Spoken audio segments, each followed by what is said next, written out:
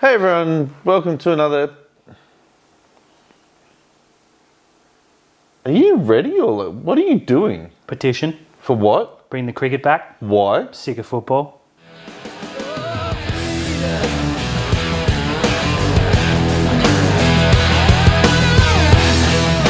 Hey everyone, welcome back to another episode of Rugby League Outlaws, brought to you by the good people at TopSport. Don't forget to like and subscribe everywhere you can.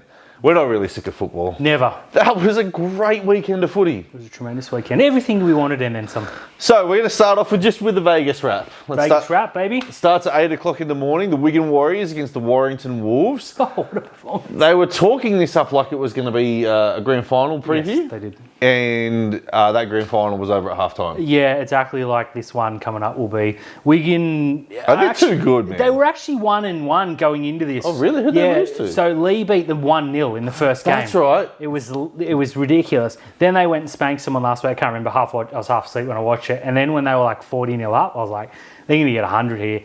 Totally took the foot off the pedal, but genuine calls for that World Cup challenge because Wigan are the one team that probably have earned the right to challenge Penrith in more than a one-off. You know, Penrith probably still win if we're being fair income, but geez, Wigan looked very, very good. I love the fact they started with them. The fans were into it. Don't forget, it wasn't 8:30 in the morning over there as judged by how much beer was done. Yeah. One of the Vegas vendors came up and said they sold more in that first 80 minutes than they did in full games in the NFL season. So good on I know. They were saying like they were genuinely scared that when the Aussies were turning up, they were going to run out of beer. It's crazy. That's so good. Look, just on that Wigan team, Bevan French, Jai Field, what's the little winger's name? Little ball winger, Murphy? Yeah, I believe so. He's mad. We kept calling him Dylan Edwards. And he's so slow, right? He is so slow, but he's just a tank. He is. You got Abismiski and the like, who are genuine reserve graders playing in championship teams. But Lachlan Fitzgibbon was fantastic. If he learns to hold the ball, he'll be unstoppable in England.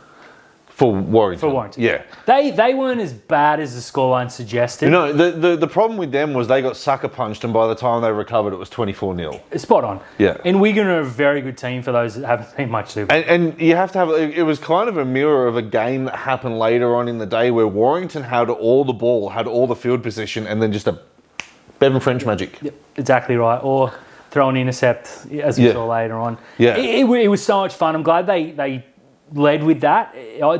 I really wish I'd been there for that game because that atmosphere sounded tremendous. Yeah, Wigan, like they look really good. And it was funny because there's genuine West Tigers fans tweeting, watching this game is absolute rubbish. I was like, brother, you understand we've had to sit through West Tigers games for the last 13 years, right? Yeah, so yeah, like let's bring it down. We understand you got a good team this year. Wigan would flog the Tigers of previous years and this year. One together, 26 of them. So don't give me that grief. Yeah, no, that was really good. I had the pleasure of calling the next game, the Raiders and Warriors game on Wobble and Jaw Sports. Check out Sam, good friend of this show. He plugs us everywhere he can, and that was a lot of fun. And I genuinely at the beginning of the game, Sam turned around and said on the betting odds that it's a good price for Canberra. Yep. And I turned to Sam and said, basically, what that means is if you put all your money on Canberra, you'll lose all your money. That's exactly what I thought too, yes. And, man, Canberra started so good. They did. They started really good. And I thought to myself, right, this is just early enthusiasm. They can't keep this up. They can't. Warriors got back in the game. And then a Tom Starling break from dummy half just changes it.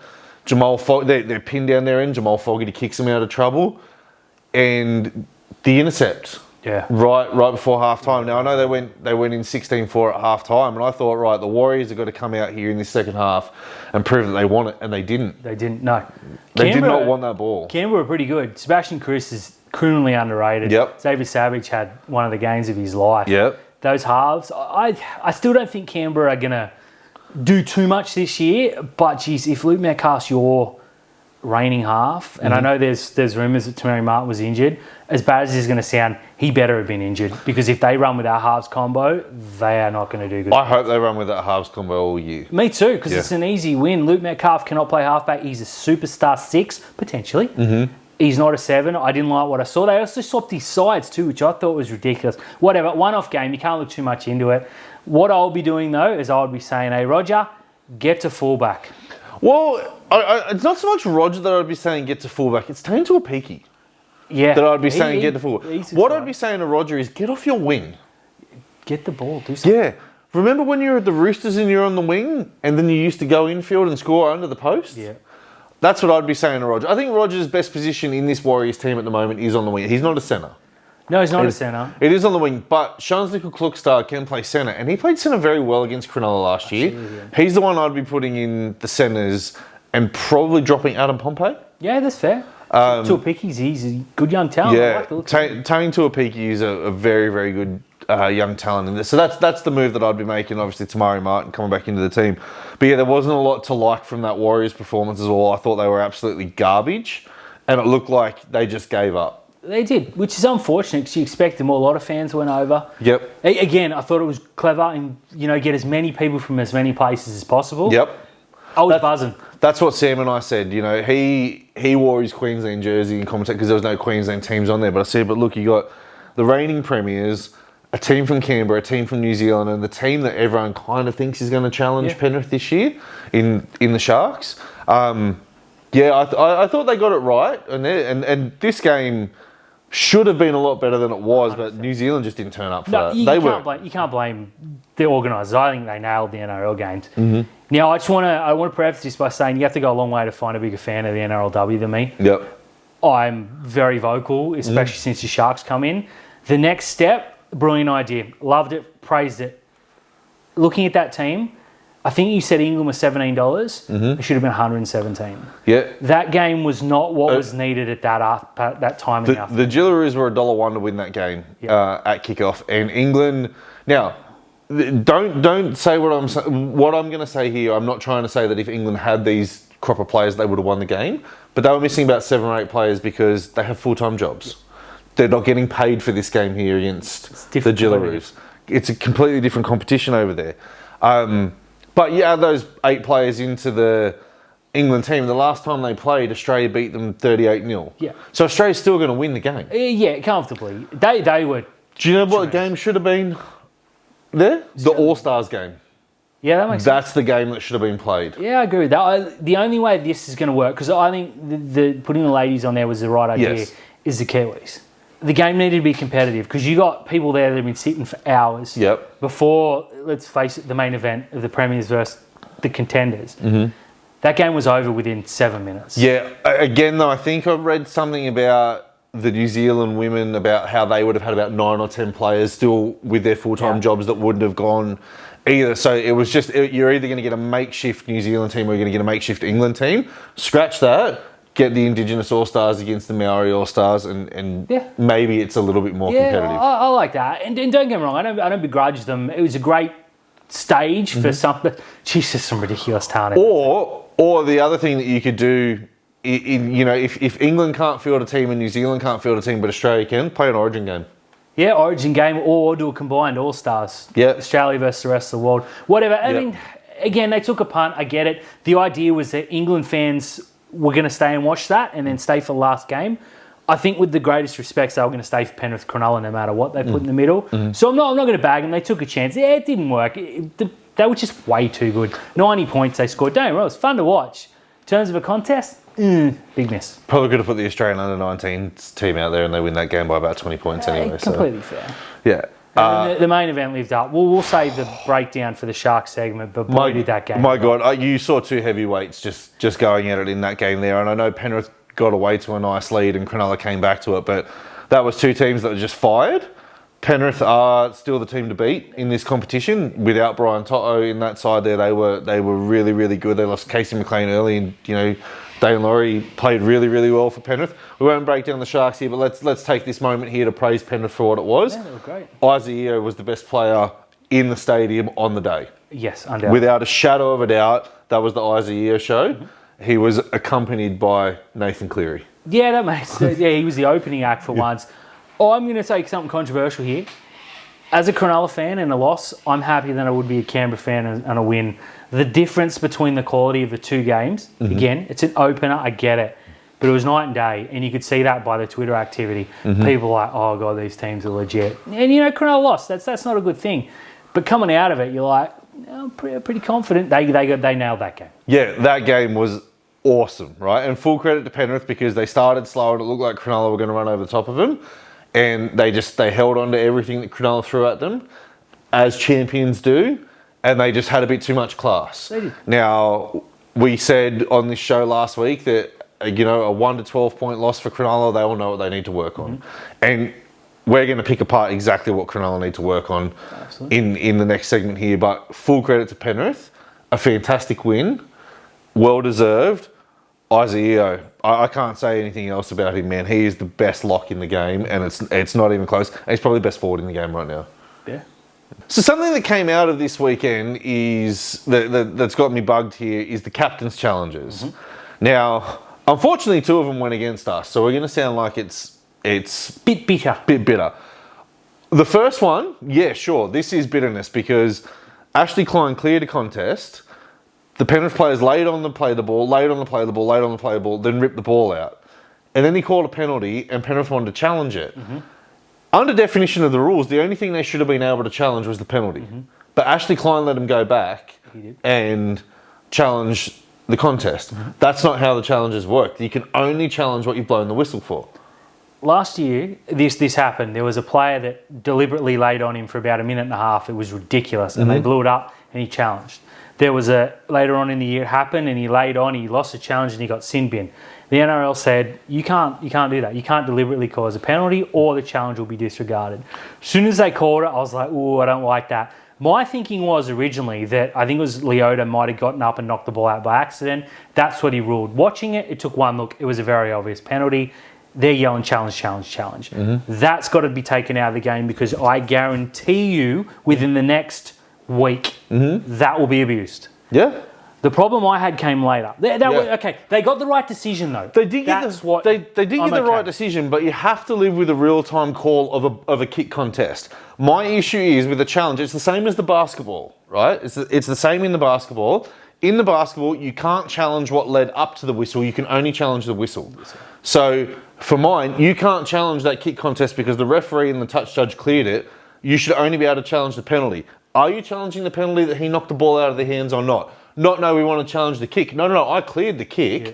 Do you want to challenge the penalty, yes or no? Completely fair, yep. Yeah. What got me later on in the contest is Cam McInnes gets tackled, Cronulla on the attack, gets tackled 10 metres out from the line, gets up to play the ball, Moses Leota knocks the ball out of his hand, Ashley Klein calls a knock on, McInnes picks the ball up and says, I want to challenge it, and Klein says you can't challenge it. Yeah. Why could he not challenge that? I messaged AJ, who's our resident rules expert, because I was thinking, I'm missing something. Yeah.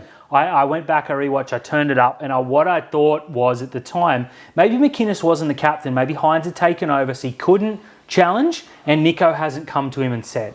The other thing that was thrown up was that he might have seen a replay, but it was straight away. I went back and watched the live. Bang, pick up, not a penalty, challenge. Yeah. I'm the captain, challenge. Said it 4 times, I believe. Yeah, and Klein said you can't challenge it. You can't challenge. Again, it's a ruck. If it was a penalty, I don't think you can challenge a ruck penalty or a 6 again penalty in the ruck. But it wasn't a 6 again. There's some change, something that I was trying to twist around. I'm gobsmacked. I have literally no explanation. Because it's 24-22 at that stage. It's game deciding. It's 24-22. Cronulla get that penalty, they level the game. That's exactly why the captain's challenge is there, because it was a referee error and it was shown it was an error. Leota knocked the ball out. And it wasn't allowed to challenge. My thinking was, later in the game, Paul Alamoti's rucking it up, 2 points, loses the ball. They go down, Kennedy makes tackle. Kennedy should have laid on him for 3 minutes, got a penalty, challenged it. Yeah. Do not get me wrong. Cronulla didn't lose that game because of Klein, 6 points, whatever. Penrith were the better team. Ashley Klein's not a good referee. He's the best. Which is worrying. Yep. He doesn't ref to the rules, he refs to ego. If it comes out that he's got those wrong, that's the end of him as far as I'm concerned. And I don't mean that in a bitter way. It's just, you don't know the rules, you can't be a referee. It'll come out it'll be something they'll say you can't do it and we'll look like flips tomorrow. I don't care. He didn't cost either team that game. He was diabolical across that game. But if they come out and say you can't challenge that, I'm punching the ball out every tackle. Then just get rid of the captain's challenge. 100%. 100% just get rid of it. Because if you can't challenge an obvious error, then what's the point of it? There is none. No. It was unfortunately you couldn't have a round of rugby league or a half round without some controversy. Crap. Now, one player that really caught my eye this weekend, he doesn't play in the NRL. No, but Junior December from the Wigan Warriors, 20 years old, 6'5", 105 kilo, wrecking ball back rower. Yep. I know he's just signed a big contract at Wigan, and they would have put a nice juicy release clause in that contract that will just go up every year. Oh, Someone needs to trigger that. He's got NRL written all over him. Oh man, yeah. I think he won the Rookie of the Year or Young Player of the Year, whatever the Rookie of the Year over there is. This kid, he should win it every year. He could be 25 and still win Rookie of the Year. He's that good. He looked like Dom Young a little bit in his build, but he can catch the ball, which Dom Young can't. He can tackle, which Dom Young can't, and I dare say he's better in the air than Dom Young, which is ridiculous to say. He is huge. Now, Wigan got him last year, Specimen. 6-year deal for a 20-year-old. I'm famously on record of saying anything over 4 is ridiculous. This is where you break that rule and offer him 6. I reckon you put $1 million clause in there. Some team's going to come and go, he's almost worth it. Yeah, I don't think they'll... For the young kids in England who know that they're going to be a talent, like Junior December, right? He's obviously going to sign that contract with Wigan, but he's going to say, look, let's make sure that NRL teams are going to come knocking on my door. Let's make sure that it's a favourable release clause, but it's not one that's going to hinder me. Because the last thing is, like, say he does want to go and play in the NRL, and let's just use the Sydney Roosters as an example. They come knocking on his door and they really want him, but they can't afford the fee because Wigan have set it too high or they're being unrealistic. That's going to piss him off. Perfect. So Wigan are going to get their 350, 400 grand release clause, and this kid's going to get to come play in the NRL. And 2 years. He's going to do it with 5 premierships back to back to back to back to back. I think another 2 years, and you will have like every team in the NRL knocking on. Like I even sent a message to a couple of people, said we need to get him before the Roosters do. Yeah, and believe me, if we noticed, so did the Roosters. Yeah. It was tremendous. A couple of players in that Wigan team, and Warrington too, that could come play NRL, but he's number 1 on any hit list in the world. Yeah, on anyone who's looking for a quality edge back rower, he has got to be the one that you're looking for. Oh yeah, he's 20. He is. He's 20 years old. He's just short of my height, and he's like in tremendous shape that I'm not. And his knees are good. Yeah, his knees, ankles. He doesn't click when he gets out of bed. True. He's going to be. He doesn't sound like chalk. No, he's going to be a freak of a player. That's why you put them on this big stage, because they become household names. They do. Now, household names. The biggest name. The biggest name. Nathan Cleary. Is he the best to do it? Well, the pre-game in Vegas suggests that he's the best of all time right now. He has everything to, in 5-10 years, maybe even now, be the best club rugby league player of all time. I do not want to hear an argument that he's the greatest player of all time until he wins a whole lot of Origins, because Cameron Smith, I know he had a great side, but Cleary had a great side, and they were favourites. And someone illustrated my mentions, he's won 2 or 3 Origin series. He was there when they won an Origin series. He hasn't dominated. He's done nothing like Cam Smith. He hasn't done what Cooper Cronk did. Yeah, he hasn't done what Billy He doesn't Slater, have a Greg Wally Inglis. Lewis medal. No. He very well could. The next 3 years, New South Wales should win 9-0. Let's be honest. If Cleary's as good as he is, they will win 3 series in a row. Then you'll hear me say he's the best of all time. Right now, if you said to me, Terry, Nathan Cleary's the best club rugby league player of all time. Yeah, I mean, he's got more premierships, more Clive Churchill medals. So club rugby, yes. He's a genius. In terms of, is he the best NRL player? Yeah, like if you're just talking NRL from 1998 to present day, he's the best in the NRL by far, right? And that's like pushing Smith to second, pushing Johns and Thurston and Cronk 100%. and the likes down the list. He is number 1, but he's probably about 4th or 5th all time at the moment. Until he and you know what? He doesn't need to dominate rep games, because he can just look at that and go, right, fair enough, I am the best club player of all time. What do people get known for? People don't sit there and talk about, how many Origins did Cameron Smith win? They talk about how many premierships did he win. That's all Nathan Cleary's going to care about. Completely true. But in the regular punters' minds, what's the biggest game of the year? Grand final. What's the next 3? Origin 1, 2 and 3. It's not even close. Yeah. Round 1 in Vegas. Someone actually said to me earlier yesterday, by the time this drops, we got to stop doing these exhibition games. These exhibition games keep the NRL alive with the money they generate. They rate higher than anything, grand final included, and they're the best players in the world put into the biggest. Yeah, I saw someone as well turn around and say that the Vegas experiment was a failure. Right, we've just talked about how they were scared that they were going to run out of beer. We also had mates in our DMs turning around and going, I've been trying to get merchandise for a week, and the merchandise vendors were out of normal sizes. Like, you're talking about people who wear a medium jersey were being offered 4 and 5 XLs because they were running out of all the stuff. You couldn't get a hat.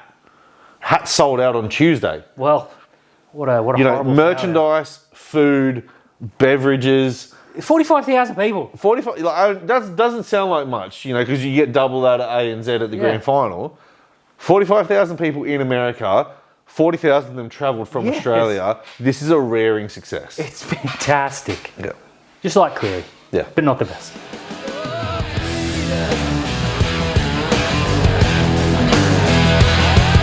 Gary. Yeah, talk to me then. Time to talk. Some black, white and blue. Yeah, okay. And boy, there is a lot to discuss. There is.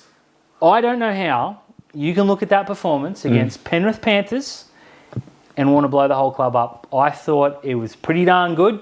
Not perfect. No. But pretty good. I thought it was a good effort again. And when I say effort, I'm talking about from both teams, right? Start of the second half, 12 points to 10. Cronulla have Penrith stripped for numbers. Hines gets the ball, straightens up really nicely, gives a great ball to Ueli, who looks certain to score. Stopped. Yep.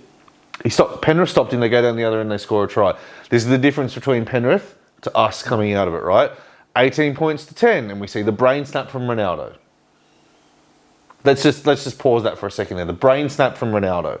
Now, I've seen people criticise Nico Hines. True. I've seen people criticise Tricky. I've seen people criticise Will Kennedy, Blake Brayley, and Adam Fanua-Blake, who was probably the 4th best player on the field. Let's be fair, Adam Fanua-Blake. But I haven't seen anyone go in on Ronaldo for literally costing us the game. Literally costing us the game. There was nothing wrong with the Liam Martin tackle on Will Kennedy. And if there was, this is where Ronaldo should not be pushing the players off. He should be saying to Kennedy, stay down. Yep. Milk the penalty. Milk the penalty. We get 40 metres if we find time. One replay showed that Martin, 1, didn't swing his arm, and 2, didn't touch him high. No, it was nothing in it. And the way he reacted, and you see Martin laughing, like, I got you. I got you, yeah. That and then they go and brain score the try in his corner. Yeah. To make it the sweetest justice. If he doesn't start trusting Euro, they're gonna drop Euro. Because if he doesn't trust No, they've got to drop Ronaldo. Well, that was where I was going to go with this. Because you said something in the car that, please repeat, and I agree 100%. If we had a 3rd string winger that was fit at the moment, I'd be dropping Ronaldo because that brain snap cost us the game. It did. It was... We're the 2 biggest Ronaldo fans in the world. We love the bloke. That happens too often. 18 points to 10, you can run down 8 points, right? 24 points to 10, we showed that we got back in the game. We got it within 2 points, but 14 was insurmountable for us. It's just too much. That was the one thing that annoyed me. More than anything. And it's discipline with this team. It's... When they gave out the stats, it's like the NRL Live, they said talent, Cronulla 9 out of 10. Intelligence, -3. Yeah. We are the dumbest team in the NRL. That's a take I will hear. A lot of people saying we're bad, we're this, we're nowhere near it, etc., etc. Delete all that rubbish. In terms of we're idiots, yeah, we are. Yeah. We kept doing it. We kept making dumb mistakes. But whatever. It's round one. Let's talk about how they scored their tries, right? They scored a try when we gave away a penalty and we were fatigued in the middle, and Isaiah took advantage of that. Brilliant.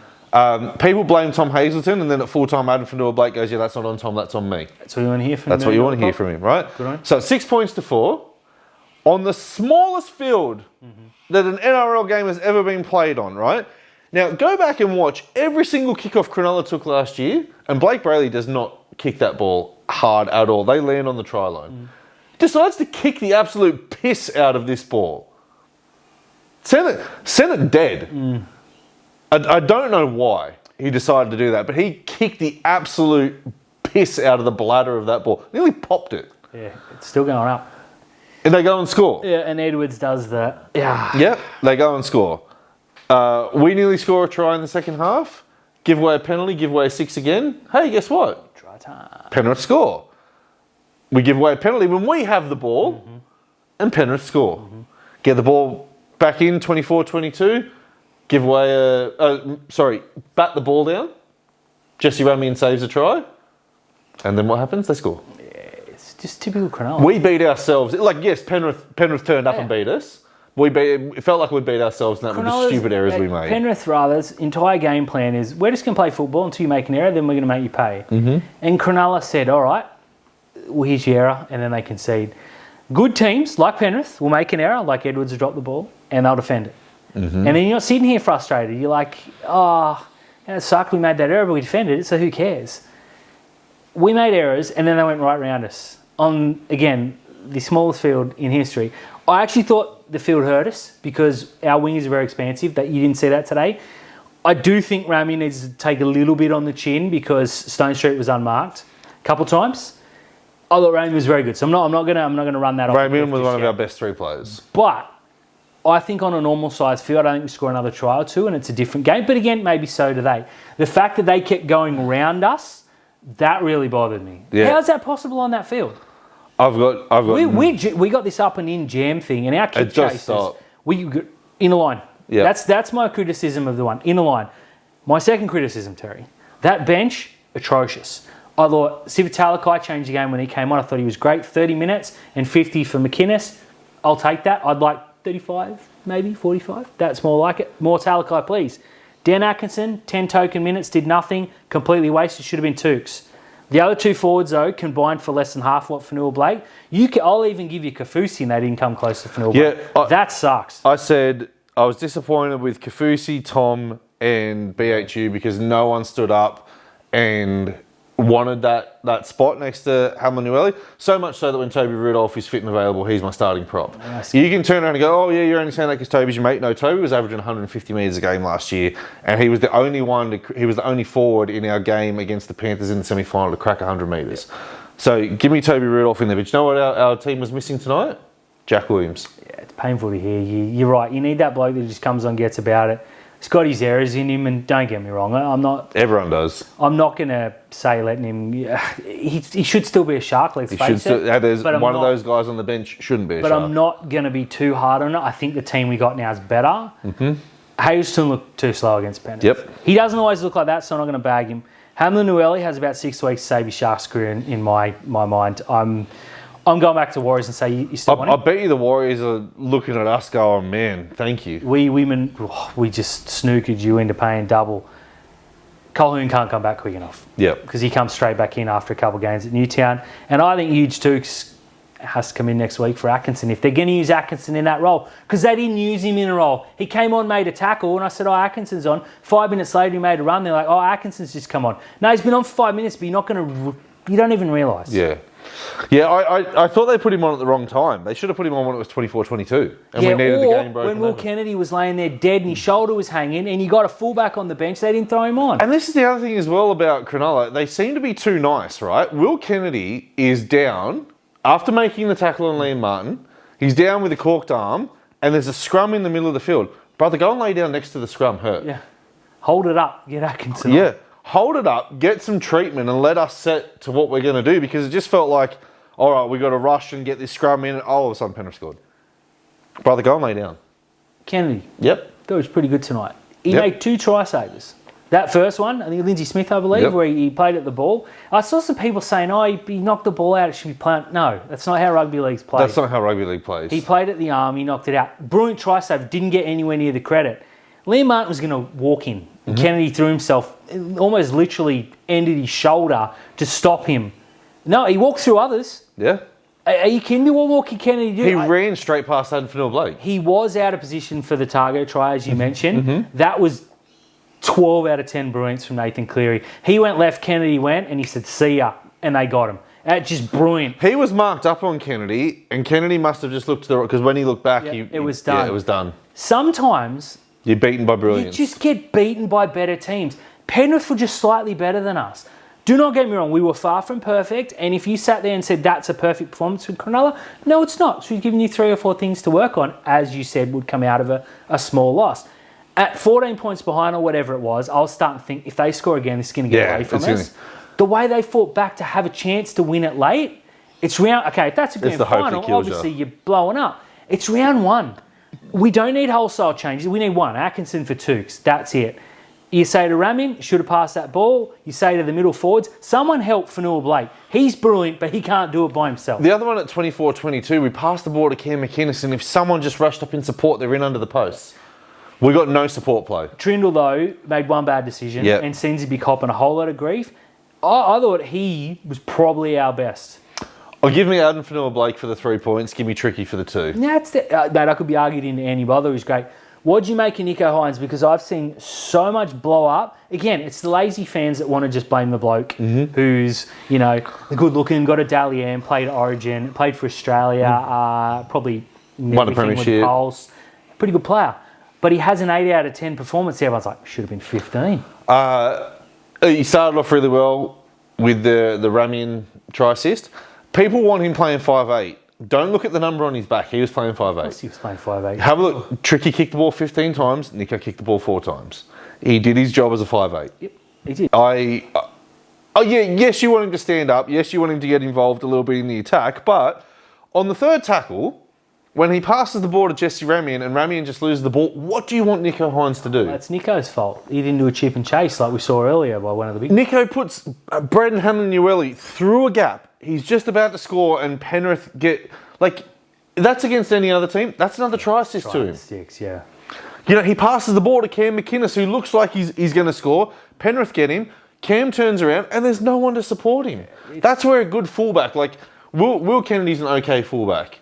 But you flip that into Penrith, Edwards is in under the post. Turbo's there, Tedesco's there. It's Latrell Mitchell's there. Latrell's there for other reasons, but he's there. Yeah. The other player that I saw cop a little bit of grief was Sam Stonestreet, who 150 metres, was flawless, didn't make any errors. His sixth game. Yeah, was so good when he burned him out wide. He chased down Garner when Garner got round. I think it was Ramian, and there was a miscommunication in defence.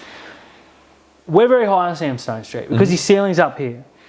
He's ridiculous. He had a huge mismatch against Laurie. They didn't kick to him once. Not once. That was despicable. Then he should have walked in untouched in the corner. Now maybe they don't convert. Who knows? It would have been nice for him to get that opportunity. People saying, he gets driven back. He made 150 metres and maybe 40 from that break. So he doesn't go backwards all the time. Again, he's a 21-year-old kid, 22-year-old kid in his 6th or 7th game at NRL level. And people are going, Katoa was fast.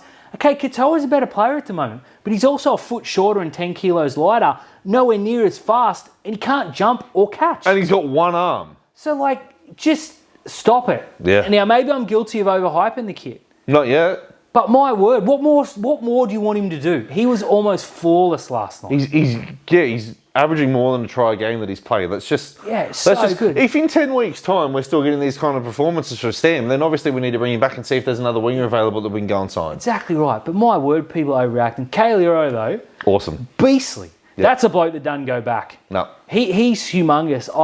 You notice the calls to drop him back to reserve grade have gone real quiet. Yeah, is he still our third best centre? Oh yeah, fifth. Yeah. Hiroti, you're forgetting Hiroti.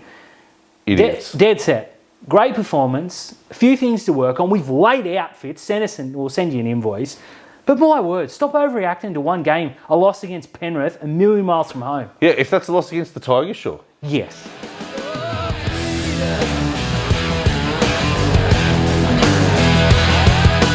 Dan, Talk to me, Terry. it's time for round 2 of round 1 for TopSport tips. LBLT. I think I'm 1 from 2. Yeah, and you've got 2 points, Yeah. and I'm on negative 2 points. Stop the fight. Stop the fight. I'm still going to claim my stake for me this year anyway. We get some football. Starting Thursday night, the Sydney Roosters, the Chad Townsend-led Sydney Roosters up against the Brisbane Broncos. This is at the SFS. If this was at Brisbane, it would be about 900 points. Yeah. I still think it's going to be 900 points. I think Brisbane are going to kill them. Brisbane look tremendous. The Roosters look diabolical. You just need to look at the lineups and it says Brisbane by how much. Home ground advantage counts for a little bit. The Roosters are always a little bit better than whatever you give them credit for. Brisbane, comfortably. Brisbane comfortably for me as well. Friday night, 6 o'clock, the West Tigers up against the Newcastle Knights for the first time since round 1, 2012. Your West Tigers are favourites for a game. That's incredible. That is. Now, that's probably not true. No, but it sounds good. I am Might as well be true. going to go on record and embarrass myself and say I'm actually looking forward to this game. Yeah, Tigers and Knights is going to be really good because you're going to... I think these are the two teams in the off-season that have like really caught my attention because you never know what's going on with Newcastle. They're moving a winger into 5'8". You don't know who the halfback's going to be. You don't know what Kalen Ponga's going to do. Is Jaden Brayley going to be there come kick-off? He might get traded at half-time. Yeah, who knows? Who knows what's going to happen? The flip side, the Tigers, they've had all these big-name players, Terrell Mace, Nia Taruva, and of course the main event, Jerome Luai, turning up there as well. I'm really interested to see what they have available and what they can do. Now, I know they had a really nice win against Parramatta. Mm-hmm. Did they? Did they beat Parramatta? They did beat Parramatta. Yeah, in the trial. They did. And they did that without Jerome Luai. That was weeks ago. Yeah. Who cares? They did it without Jerome Luai. So I think, this is the interesting one for me is who's going to play the 6? Is it going to be Dewey or is it going to be Galvin? Or do you put Galvin at 13? Galvin. Galvin at 6? Dewey was awesome in that game. Yeah, he was, but Galvin is... Dewey in the 14? Yeah, I'm okay with that. Because he's a big body, right? He can come on and play lock. He's a big body. He's a good player, but... Or do you put Dewey at lock? No. Do you, don't you? No, I put Bird at lock because I got him on my super coach and I need the points. No, but Bird, yeah. Oh, look, there's no wrong answer here. We're sitting here talking about depth for the Tigers. This is great. What has become of us? Give me the Tigers in this game. Give me the Tigers. Give me the Knights for lols, but I think the Tigers can win this game. Yeah, I think the Tigers can win this game. I'm believing in... What's Benji's nickname? Bags? Bags. He needs to change that nickname real quick. But yeah, I'm backing the boys here. My Tigers. The Tigers, yeah.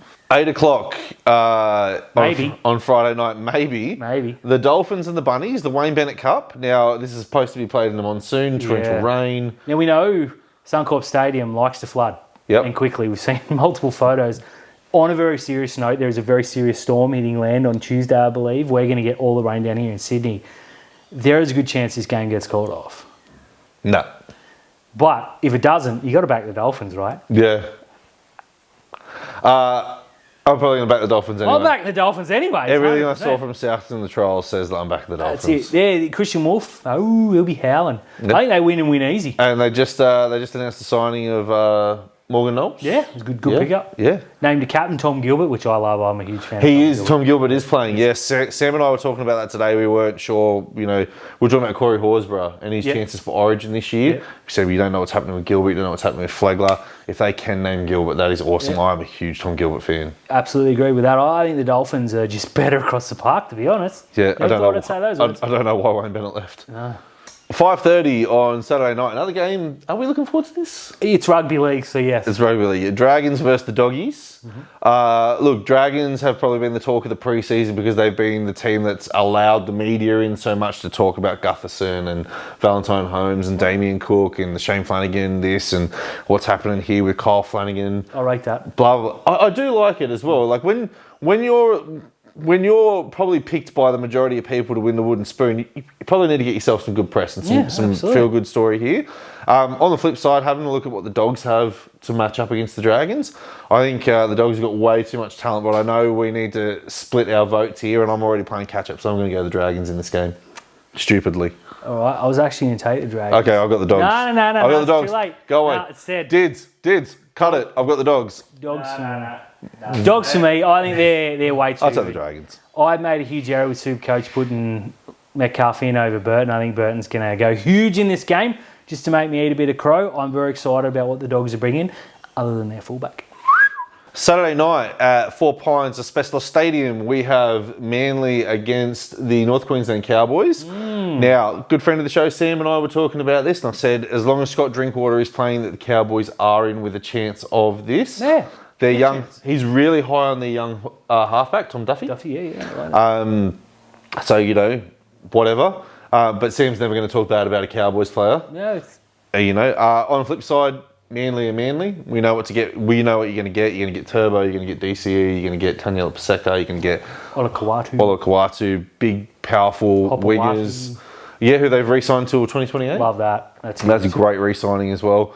Only a couple of the Hopewadi kids have made it out all right, but he looks like he's going to be a good one. I'm picking Manly in this game. Yeah, I'm picking Manly too. You can't talk me into the Cowboys, mate. I'm not bagging the Cowboys. I think they look good in the preseason. I think they're going to be better than what we gave them credit for.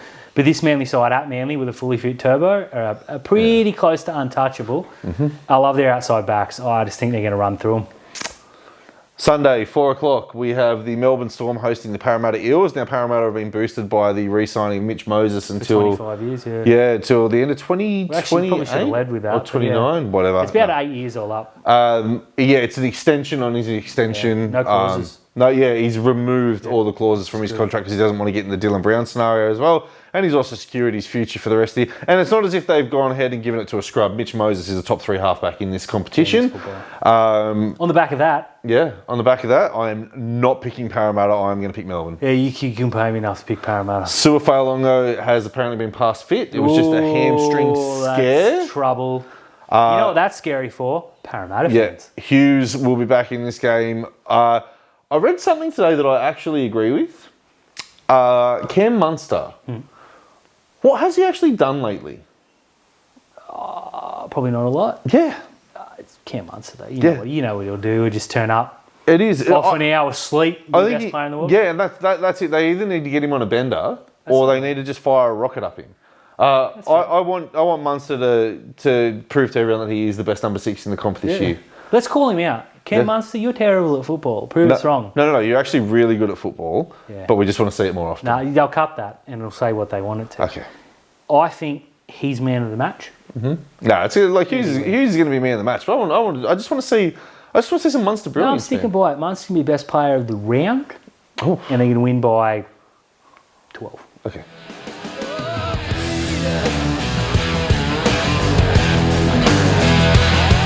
Hey everyone, thank you for tuning in to another episode of Rugby League Outlaws, brought to you by the good people at TopSport.